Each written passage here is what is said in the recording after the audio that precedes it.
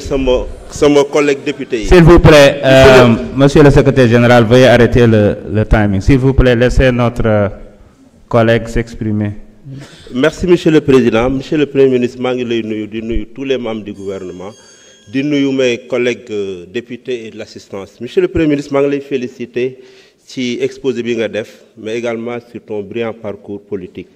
Sénégalais yëpp war nañ nangul ne am na lu la yàlla may ñu nangul la ko donc maa ngi lay féliciter également ci discours bi nga xam ne am naa ci ay préoccupations laa bëggoon partager ak yow mais damay njëkkee d'abord ci ay questions avant may ñëw ci commentaires yi bu njëkk bi maa ngi saluer votre volonté de transparence et de reddition des comptes mais fan yële passé da nga waxoon dans les investigations yi ngeen def gis ngeen que benn dignitaire bu mag am na 1000 milliards dans son compte bu ñu sañoon monsieur le premier ministre comme cette volonté de transparence ñu xam ndax loolu da nga koy confirmer ndax mën nañ xam banque bi ndax mën nañ xam l'identité de cette personne bi ci tegu wax nga ko sax ci discours bi en politique vous avez été moins bavard maanaam waxuloo ci ni nga waxe économie ak industrie ma bëggoon laaj monsieur le premier ministre est-ce que l'État va organiser des élections locales anticipées en 2025 bi ci des maa ngi saluer la volonté de souveraineté dans tous les domaines vraiment dama koy rafetlu mais benn rek laa ci am une préoccupation c'est la souveraineté économique je parle sous le contrôle du ministre des Finances au moment où vous avez volontairement choisi d'être transparent vous avez pris de gros risques en poussant les partenaires techniques et financiers à suspendre les financements de l'économie sénégalaise qui a des répercussions monsieur le Premier ministre. Aujourd'hui, au moment où on a du mal à financer la campagne agricole, au moment où beaucoup de chantiers ñi ngi taxaw, au moment où les enseignants sont en train de râler, et maa ngi fàttali monsieur le Premier ministre, enseignants yi yàgg nga taxaw fii di leen défendre ci plateau yi vraiment. Vous pouvez continuer, il vous reste 1 minute. Donc yàgg nga leen défendre bëgg naa vraiment nga gestu leen. Parce que wax dëgg yàlla jàppale na j'en veux pour preuve le nombre d'enseignants qui sont des collègues ici donc bi ci des donc ci souveraineté économique bi bu ma sañoon ñu xoolaat ko bu baax parce que l'économie du pays actuellement vous avez parlé de mobilisation des ressources domestiques en monnaie locale pour financer le gap. Aujourd'hui la situation des ménages sénégalais ne permet pas monsieur le Premier ministre que ce soit les Sénégalais de l'intérieur que de l'extérieur amuñu ko il faut qu'aujourd'hui on trouve un moyen dans cette phase transitoire de voir comment restaurer la confiance avec les partenaires sinon l'année 2025 sera extrêmement difficile au moment au cours du dollar qui détermine les importations mi ngi yéeg diwlin bi dina yokku ceeb bi dina yokku et je pense que ça risque d'être répercussions graves il faut ñu réfléchir le programme est ambitieux mais les ressources financières pour les financer il y a pas de visibilité maa ngi leen di sant bu baax di leen gërëm jërë ngeen jëf. Merci beaucoup honorable Mbaye Dione. Honorable Babacar Varor, vous avez la parole. Honorable Amin Ndiaye, mën nga waajal.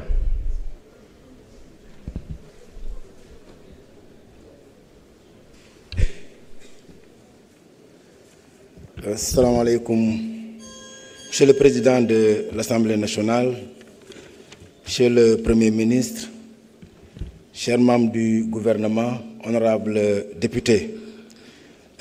Balaa may tàmbali kàddu yi xëcc ne damay rétablir un peu la vérité gis nañ fi sànq suñu benn collègue bu taxaw di kaas ci ñaari minutes ñu ko jox mu mel ni président assemblée nationale moom moo joxe temps yi je pense que loolu ça ne s'est pas passé comme ça parce que chaque groupe parlementaire dañ ko répartir son temps de parole donc dans le groupe parlementaire de Takku Wallu su fekkee député yëpp dañu bëgg a wax effectivement ñaari minutes ngay mën a am je pense que c'est malhonnête de faire croire à la population que ni c'est le président qui nous a donné ce temps de parole. Alors monsieur le président dañ lay féliciter d'abord ci kàddu yi nga fi jot a yëkkati mu méngoo ak sa démarche waaye aussi méngoo ak sa jaar-jaar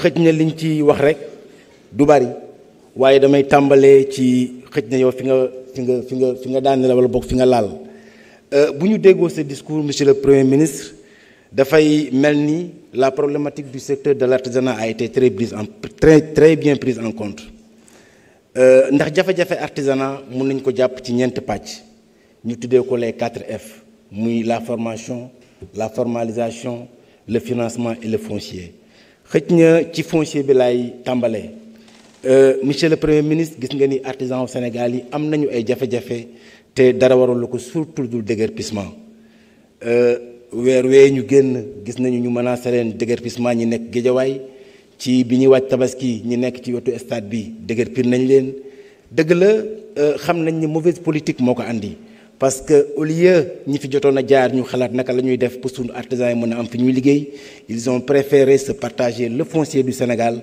ñii am 5 hectares ñii am 10 hectares ba ci sax ñu dégg ñu naan am na ñaar ñoo xam ne séddoo nañu 1 million de mètres carrés je pense que kon tey bu ngeen ñëwee wax ci foncier boobu jàpp naa ni artisans yi war nañ ci am cër bu bari ñu bëggoon la laaj monsieur le premier ministre ban politique en tout cas d'aménagement du territoire nga sóoraale pour permettre à ces braves artisans-là d'exercer leur métier convenablement.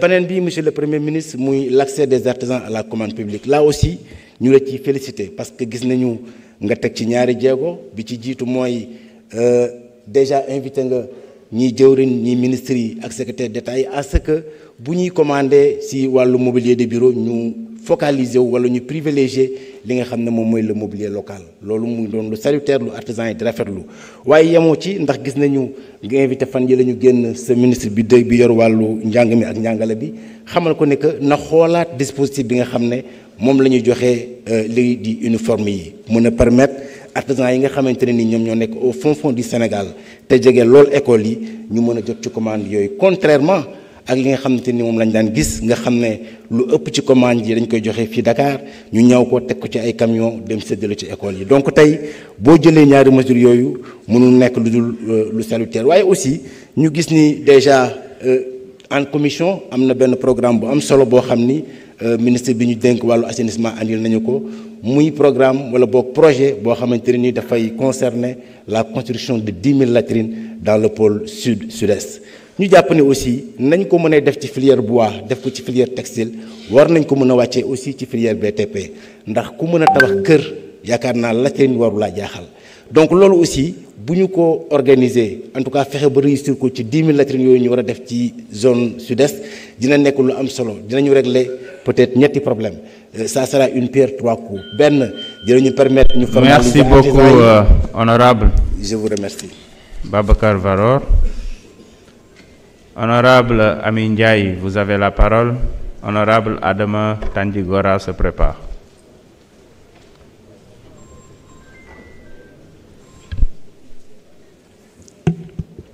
Assalamu alaikum wa rahmatullah. Monsieur le Président, Monsieur le Premier ministre, Monsieur et Madame les ministres, chers collègues, honorables députés, maa ngi leen di nuyu bu baax. Ufog Sénégal, Ufog département de Fatick, Ufog commune de Diouroup, Ufog Niongolor, maxey simna nuun. Monsieur le ministre, Premier ministre, sama intervention dama koy axé par rapport à l'agropole centre. Bi nga xam ne moom moo regroupé la région de Fatick, Kaolack ak Kaffrine. Donc mu nekk agropole par rapport en tout cas boo ko defee sur l'agenda national de transformation ñu gis que ne agropole bi l'activité économique principale c'est l'agriculture. Ñu constaté que nag il y a deux facteurs yi nga xamante ne moom mooy bloquer notre agriculture. Ñu ngi remercier au passage monsieur le ministre, le Premier ministre et l'ensemble du gouvernement mesures yi nga xam ne jël ngeen ko ci campagne agricole bi weesu. Mais on a remarqué que malgré ces efforts, les rendements attendus n'ont pas été au rendez-vous. Parce que tout simplement, c'est lié aux aléas climatiques. Donc nous gis que nous devons dem vers la maîtrise de l'eau et vous l'avez bien dit dans votre programme. Ça sera une alternative. Et vous avez prévu des aménagements dans ce sens.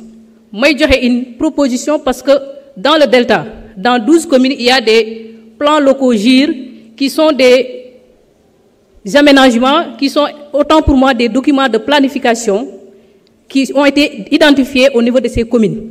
Et ces plans locaux GIR ont défini ou bien ont identifié des aménagements, des vallées et des mares qui sont aménageables pour valoriser les eaux de ruissellement. Ça pourrait être en tout cas une alternative pour permettre à une irrigation, à une agriculture irriguée. L'autre côté, facteur qui bloque également l'agriculture dans l'agropole, c'est la salinité. C'est la salinisation des terres. Mu nekk également un fléau boo xam ne ça plombe l'agriculture. Donc ñuy demander à ce que les financements soient orientés dans ce sens en réhabilitant les digues anti-sel qui existent déjà. Et par rapport à ce sel-là, ñu xool aussi comment valoriser, transformer cette contrainte-là en opportunité pour le développement de l'agropole. Et autre chose, damay ñëw juste rek par rapport à l'accès à l'eau potable. Ñuy féliciter le gouvernement en tout cas par rapport aux grands projets de transfert d'eau, surtout les autoroutes de l'eau. Et dans ce sens, vous avez prévu également de faire des études. Mais il ne faut pas oublier également qu'il y a déjà des études qui ont été faites. Il faut déjà partir de cet existant. Parce que dans cette agropole, il y a beaucoup de champs captants qui ont été identifiés. Je peux citer le champ captant de Chimodienne et de Ndiaye Moussa Ndiaye dans la commune de Nioro Al-Santal. Je peux citer le champ captant de Kermadiabel, mais également le champ captant de Malem Odar, qu'on peut utiliser en tout cas pour soulager les populations par rapport à l'accès à l'eau potable. Damay finir rek juste plaider pour ma sœur bi wax légui l'autoroute la route Kër Martin waxal jam. Donc nga xamné ñom ñoo fi nekkoon pendant 12 ans depuis 2019 ñu ñuy naxé cette route pour nit ñi voter leen. Donc suñu ñëwé à l'Assemblée di plaider, s'il vous plaît monsieur le ministre, Premier ministre, nang ci japp pour soulager en tout cas la population de Fatick par rapport à ce désenclavement. Maa ngi leen di nuyu di leen di sant jërëjëf. Jërëjëf honorable Amin Ndiaye. Honorable Adama Tandjigora man nga ñëw jël kàddu. Honorable Baran Fofana man nga waajal.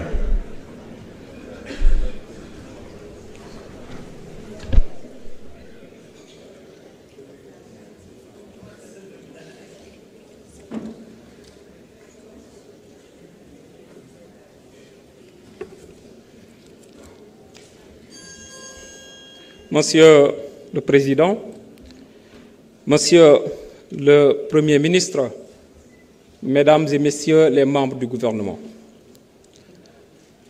L'année dernière, à pareil moment, le Sénégal était sous les projecteurs, le monde entier se demandant ce qu'il allait advenir après la série de crises.